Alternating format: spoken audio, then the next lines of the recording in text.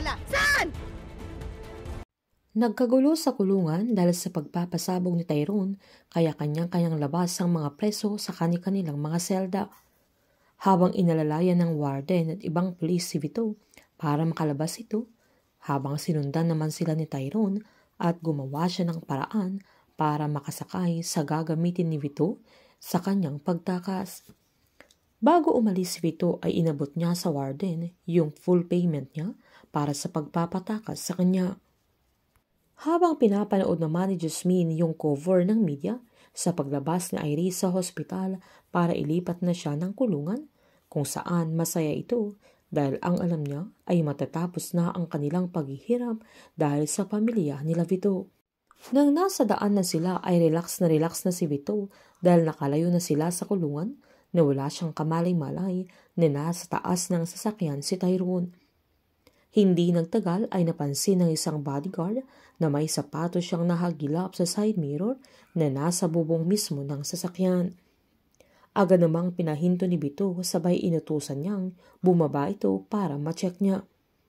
Paglabas ng guard sa pintuan ng sasakyan ay agad namang tinalon ni Tyrone sabay tumakbo kaya hinabol siya pero umalis na sila Vito at yung driver niya. Sila Sandro at Eric naman ang mismong sumama kay Iris sa mobile kung saan siya sinakay para makasigurong hindi ito makakatakas. Sinabihan ni Sandro na nakakalungkot yung nangyari sa kanya pero tumawa lang ito sabay tinanong niya kung naaawa si Sandro sa kanya. Hinamon pa ni Iris na pakawalan na siya kung naaawa ito sa kanya. Giniit naman ni Sandro na nakakalungkot dahil tulad nila ay kaya nilang tumulong sa kapwa pero mas pinili nilang gawing Diyos ang pera kaya wala na siyang kawala pero sinumbat na Iris na yun ang akala nila. Inabangan naman ni Tyrone yung humahabol sa kanya na agad niyang pinatumba. Agad niyang kinuha yung cellphone niya sabay tinawagan niya si Jasmine para ipalam na nakatakas siya kaya nagulat ito lalo na nang sabihin niyang nakatakas din sila Vito at itatakas din niya si Iris, sabay binili niyang umalis na sila sa bahay ni Aster dahil siya talaga ang pakay nila Vito at kailangan niyang tumawag sa Inleya para makahingi ng tulong.